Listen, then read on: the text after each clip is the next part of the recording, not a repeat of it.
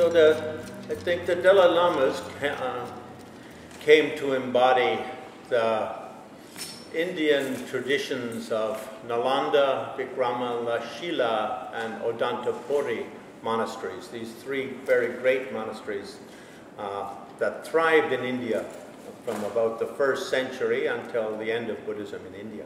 And those monasteries, you could say, came to house all the different schools of Buddhism that descended from the Buddha. Actually, in the beginning of Buddhism, there were no schools, were there? There's just one lineage coming from Buddha with his immediate disciples. But because India is an enormous area with about 300 language groups, then as Dharma traveled across the country, it developed in different ways. In India itself, Buddhism developed into about 50 different movements. And these 50 movements all were embodied in Nalanda, Odantapuri, Vikramashila, these three great monasteries. So the work of the Dalai Lamas really in Tibet was to serve as a kind of master in the preservation and transmission of this vast Indian tradition. So when we mention Nalanda and many teachers, it all sounds a little bit complicated. So I thought I would present the teachings of various Dalai Lamas as presented in a poem by the first Dalai Lama. Now, Indians love numbers. So in the Buddhist scriptures, we see one of this and two of that and three of that and all these different Buddhist categories.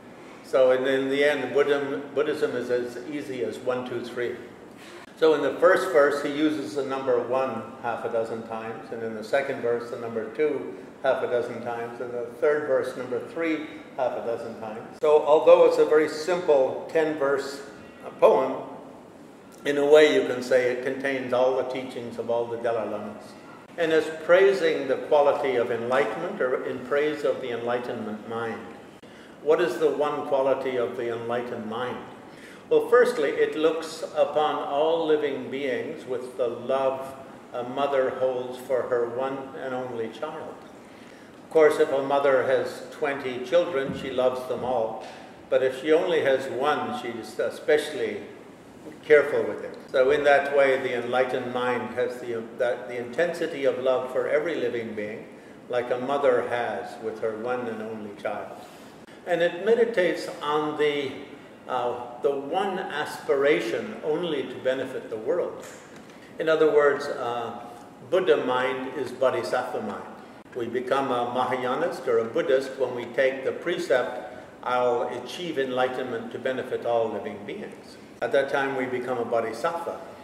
But a Buddha is also a Bodhisattva. That is to say, we don't make the aspiration, I want to achieve enlightenment to benefit all living beings.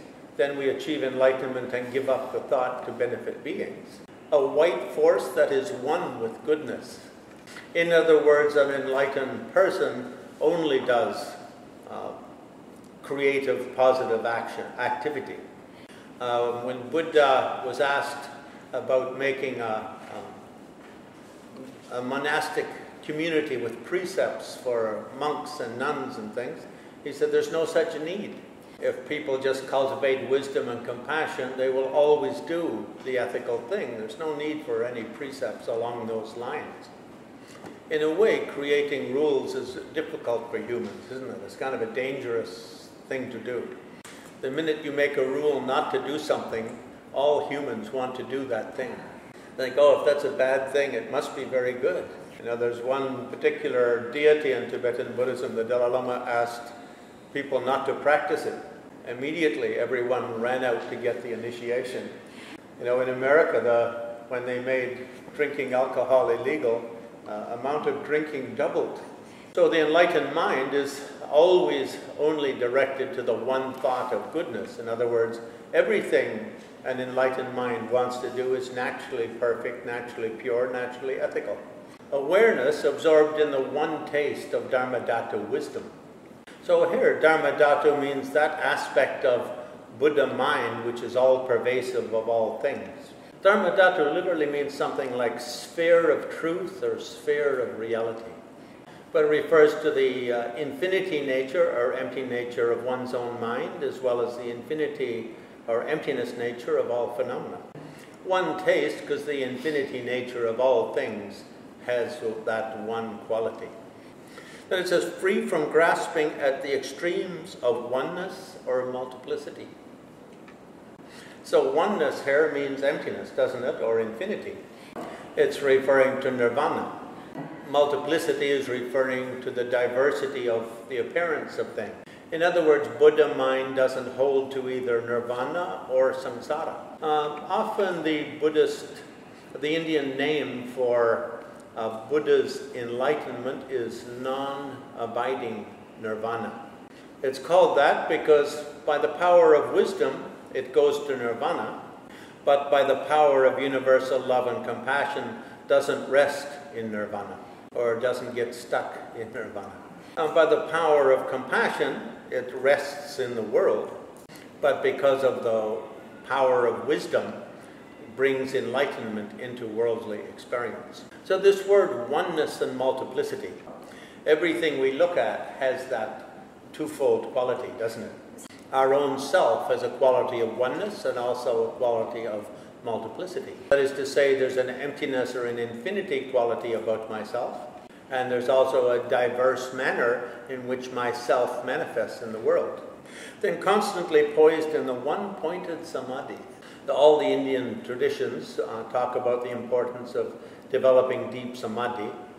And that's usually referred to as the ability to sit without moving and hold the mind on one thought without any other thoughts or feelings for at least a sixth of a day. In other words, it's kind of Olympic status meditator. You know, most people sit down to meditate and immediately the mind and the thoughts and the feelings go somewhere. If you're meditating in New York, you're thinking, oh, I hope my car isn't being burglarized or towed away by the police for parking in the wrong place.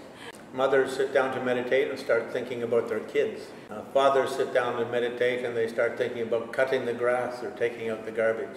Monks sit down to meditate and they're thinking about how much offering I'll get at the end of the day. One of the Dalai Lama monasteries, when they'd have ritual ceremonies, they would give out the offering at the beginning of the ceremony, but most monks would leave before the end. So the Dalai Lama changed the rule, not allowed to give out the offering till the end of the day. Of ordinary beings, when they sit down to meditate, the mind doesn't rest or relax so quickly on one point. So being able to hold it on one point for about 4 hours is the first level of samadhi.